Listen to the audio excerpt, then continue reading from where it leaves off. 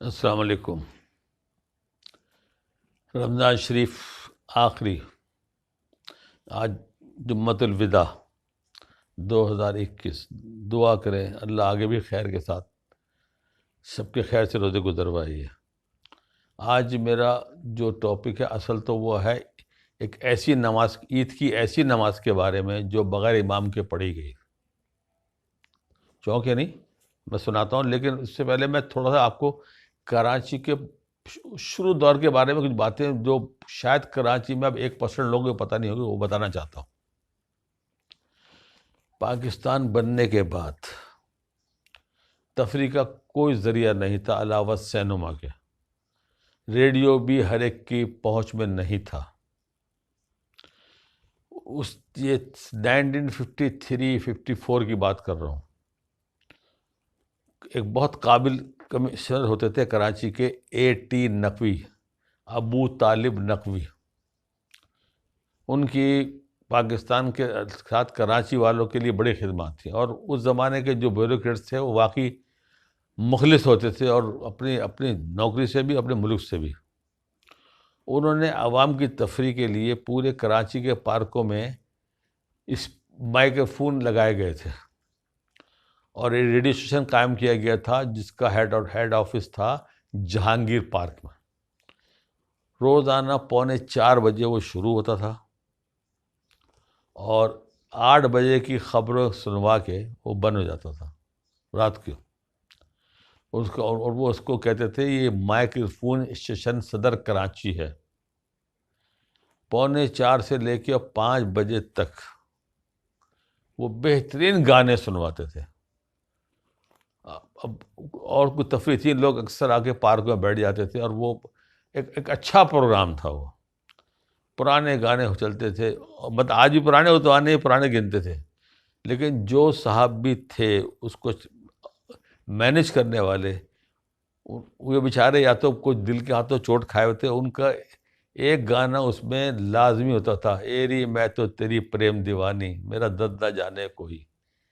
وہ لازمی کوئی گانا ہونا، وہ ضرور گانا ہوتا تھا۔ ہم کہتے تھے یار، بڑے ہمارے کہتے ہم چھوٹے تھے کہ یار یہ چوٹ کھایا بندہ ہے یہ۔ بہرحال تو اس میں یہ ہوتا تھا کہ ساتھ ساتھ شوقیہ گانے والوں کو بھی چانس دیتے تھے، وہ چٹکلے سنانے والوں کو بھی، لطیفے سنانے کو بھی چانس دیتے تھے، لیکن بڑا اس میں لوگوں کے خاص طور پہ گرمیوں کے جاتی گرمیوں میں، ہلکی سردیوں میں لوگوں کا بڑا اچھا ٹائم پاس ہوتا تھا۔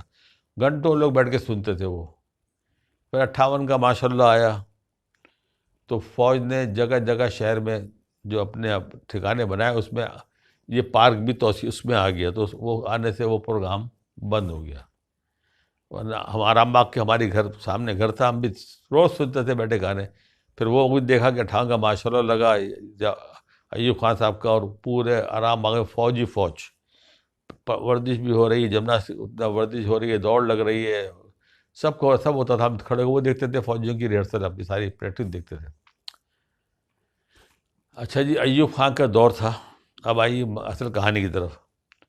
احتشام اللہ تھانوی کی گورنمنٹ سے بہت لگتی تھی، ان کو ایوب خان کا دور بالکل پسند نہیں تھا۔ وہ گائے بگائے جلسوں میں ان کو برا بھلا کہتے رہتے تھے۔ پھر وہ وقت بھی آیا کہ وہ ان کے ہم نوا بن گئے۔ ایسے بنے وہ بتاؤں گا آگے آپ کو، لیکن پہلے آپ کو سنا دوں یہ کہ وہ چاند جیسے اس دفعہ بھی عید کا موقع ہے نا کہ جمعرات کو ہوگی یا جمعے کو ہوگی عید، اس دفعہ بھی ایسے ہی ایوب خان کا دور تھا، اور مولانا عبدالحامد بدایونی ان کے بہت قریب تھے۔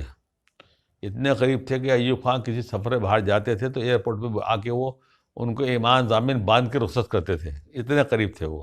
تھانوی گروپ گورنمنٹ سے دور تھا، وہ قریب تھے۔ ان کو ایوب خان صاحب کو بتایا گیا کہ جمعے کی عید حاکم پہ بھاری ہوتی ہے، کوشش کریں کہ آپ جمعہ رات کو عید کرا دی جائے۔ 29ویں شب کو چاند دیکھنے کی کوشش کی گئی، چاند نہیں دکھائی دیا۔ رات کو 12 بجے سائرن بج گیا کہ چاند ہو گیا ہے۔ ادھر مولوی صاحبان نے مسجدوں سے اعلان کروا دیا کہ چاند نہیں ہوا، کل روزہ ہے۔ اس وقت دارالحکومت تھا کراچی۔ پولو گراؤنڈ جو ہے یہاں ہوتی تھی عید کی نماز. عید کی نماز کا اہتمام کیا گیا. معلوم ہوا مولوی صاحب صبح نماز کے لیے مولوی صاحب نہیں مل رہے. اچھا پبلک نے ان کی تھانوی صاحب کی بات پہ کان دھرے اور انہوں نے عید منانے کا اعلان کیا ہم نہیں منائیں گے, ہم چاند دفتر دیکھیں گے نہیں منائیں گے. اب سارے سرکاری اعلان ہو گیا, دنیا بھر کے جو سفیر ہوتے تھے اسلامی ملکوں کے وہ سب وہ باجماعت اور بڑے افسران سارے وہیں نماز ادا ہوتی تھی پولو گراؤنڈ میں. بیوروکریسی کو جان پہ بن گئی, کہاں سے لائے, پھر ایک مولوی صاحب کو کہیں سے وہ لے کے آئے. وہ اپنی سائیکل پہ آئے, سائیکل تو انہوں نے کھڑی کری دور, اور جناب وہ عید کی نماز کا اہتمام ہوا. اچھا اس زمانے میں محکمہ اطلاعات جو ہوتا تھا وہ گورنمنٹ کا ہوتا تھا, تو 2 الگ الگ کونوں پہ 2 کیمرہ مین اس کی فلماتے تھے. وہ پھر وہ دکھایا جاتا تھا پاکستان کا تصویری خبرنامہ کرما حالوں میں. ہر فلم سے پہلے وہ دکھایا جاتا 10-15 منٹ کا, جس کے آواز ہوتی تھی طلعت حسین کی. وہ بھی اور لوگ بڑے شوق سے دیکھتے تھے کہ پاکستان میں کیا ہو رہا ہے. تو اس کے لیے وہ 2 فوٹوگرافر کیمرہ مین موجود تھے. جماعت کھڑی ہوئی, رکوع میں گئے, سجدے میں گئے, پوری قوم سجدے میں چلی گئی جتنے نمازی تھے. 10-5 سیکنڈ کا مولوی صاحب نے چپکے سے کانوں سے دائیں بائیں دیکھا کہ ساری قوم پورے مقتدی سجدے میں تھے. انہوں نے اٹھے, جوتیاں دبائیں اور دوڑ لگائے, سیدھے سائیکل پہ بیٹھ کے یہ جا وہ جا, اور سارے نمازی انتظار میں اب اٹھتے ہیں اب اٹھتے ہیں اب اٹھتے. جب خاصی دیر ہو گئی تو ایک ایک نے سر اٹھا کے دیکھنا شروع کیا, معلوم ہوا امام صاحب ہی غائب. ایسا بھی ہوا ہے بھائی. پھر کس طرح کر کے پھر ان میں سے کسی صاحب کو کھڑا کر کے جماعت دوبارہ انہوں نے جماعت کری. خطبہ بھی کیسا ہوا واللہ علم, لیکن یہ ایک ریکارڈ ہوا کہ وہ احتشام اللہ تھانوی صاحب کی اتنی چلتی تھی, اور اس قدر برا بھلا بولتے تھے. ہم نے خود سنا تھا, اور وہ وقت آیا کہ ایوب خان نے ان کو پرمٹوں سے نوازا, تو ان سے اچھا کوئی نہیں تھا ان کے لیے. ان کے بیٹے احترام الحق تھانوی جو اب میری عمر کے ہیں, ہم نے خود دیکھا ان کی عمر کیا ہوگی 14-15 سال تک, اور وہ مرسیڈیز گاڑی بندر روڈ پہ بھگاتے تھے اندھا دھن. بہت جے ہو گئی تھی ان کی. بہرحال اللہ سب کی اچھی کرے, اور صحیح ہمارا ان کا وہ بنا ہے. تو یہ میں نے کہا اب عید کی خوشی, آپ 2 دن بعد عید ہے خیر کے ساتھ, اگلے ہفتے عید ہے, تو میں نے کہا ایسی عید بھی نماز یاد رکھیے گا, ایسی بھی ہوئی ہے بغیر امام کے. چلیے انشاءاللہ آپ کو سب کو ایڈوانس عید کی خوشیاں مبارک, دعا کریں اللہ سب کی خیر کرے. پھر انشاءاللہ ہوگی ملاقات. السلام علیکم.